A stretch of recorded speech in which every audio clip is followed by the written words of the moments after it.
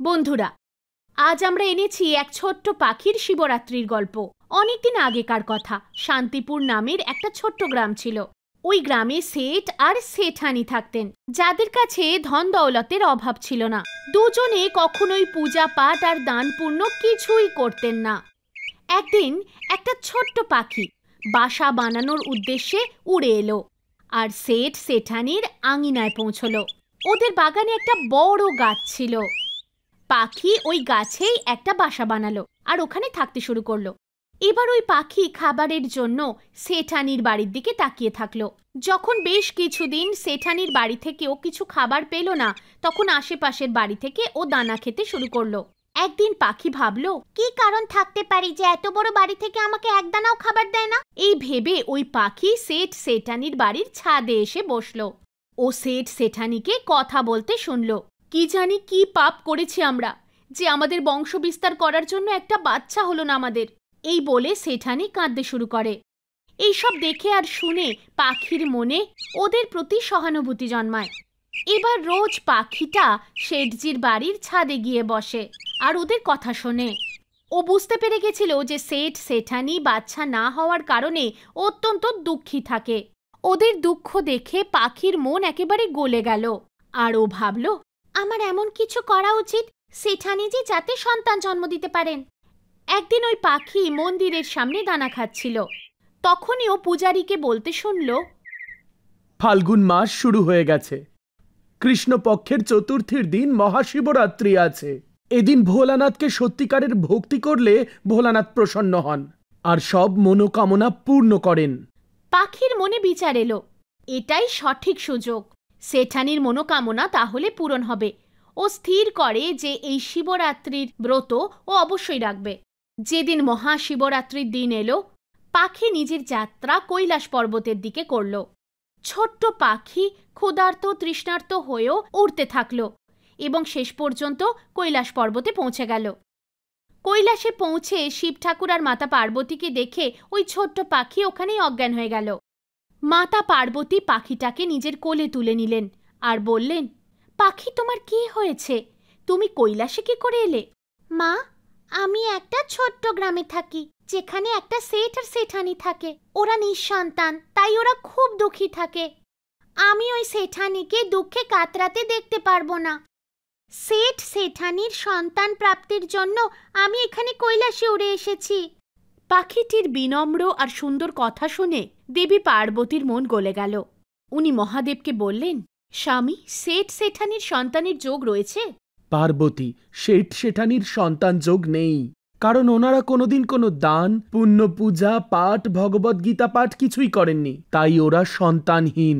স্বামী, এই ছোট্ট পাখিটা অত দূর থেকে এসেছে ওদের জন্য। একে খালি হাত তো আমি ফেরাতে পারবো না। পার্বতী, এ হলো সংসার সাগর। এখানে প্রত্যেকে কোনো না কোনো ব্যাপারে দুঃখী। তুমি কার দুঃখ দূর করতে পারবে? মা পার্বতী প্রত্যেক প্রাণীর ভাবনা বুঝতেন। ওই ছোট্ট পাখিটার নিঃস্বার্থ ভালোবাসা আর বিশ্বাস উনি উপলব্ধি করলেন।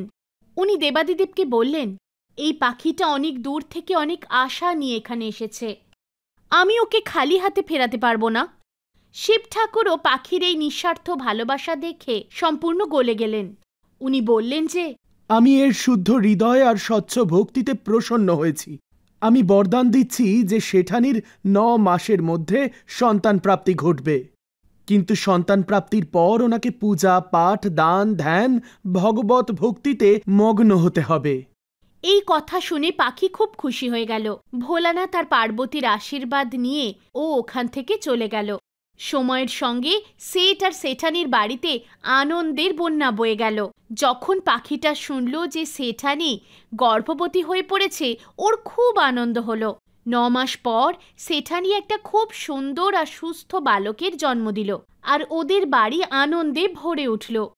বাচ্চা যা খেত বা এদিক ওদিক পড়ে থাকতো, সেটাই পাখিটা তুলে খেয়ে নিত। এইভাবে সময় কেটে গেল। দেখতেই দেখতে শেঠানির ছেলের বয়স হলো 5 বছর। 5টা মহাশিবরাত্রি এলো আর চলে গেল, কিন্তু শেঠ আর শেঠানি কোনো রকম ভগবত ভক্তি বা পূজা পাঠ কিছুই করল না। এবার পাখি এই বিষয়টি নিয়ে চিন্তায় পড়ল। পাখি ভাবল, আমাকে তো কিছু না কিছু করতেই হবে। সেঠ সেঠানিকে ভগবত ভক্তির বিষয় জানাতেই হবে। এবার পাখি আবার কৈলাস পর্বতের যাত্রা করল।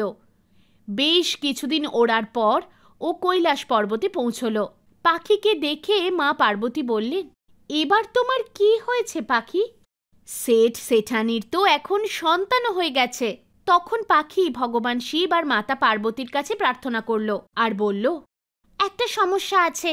সেঠ সেঠানি সন্তান জন্মানোর পর একটুও ভগবত ভক্তি করেনি। আমি ওদের এটা বলতে পারবো না, আর ওরা এই বিষয়টা বুঝতেও পারছে না।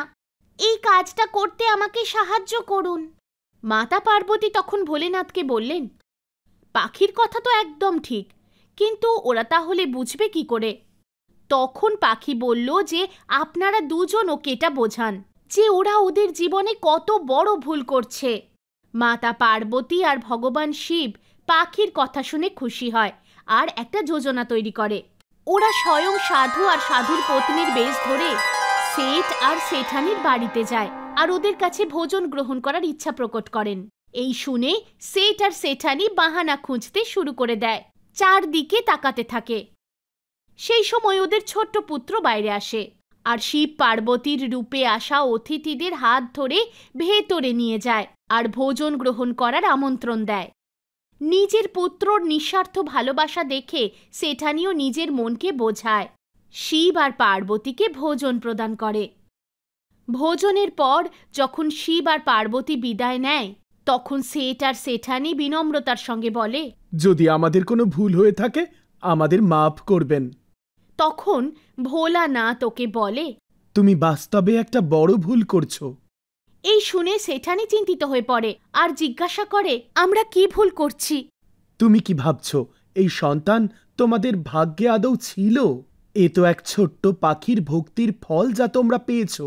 ওই পাখি তোমাদের সন্তান প্রাপ্তি তো করিয়ে দিল, কিন্তু তোমাদের ভগবত ভক্তির উদয় তো হলো না। আজ থেকে তোমরা পূজা পাঠ দান ধ্যান করো, গরিবদের ভোজন করাও, ভগবত ভক্তিতে মন দাও, যাতে তোমাদের সন্তানের দীর্ঘায়ু হয়। এই শুনে সেঠ আর সেঠানির খুবই প্রায়শ্চিত্ত করতে ইচ্ছা হলো।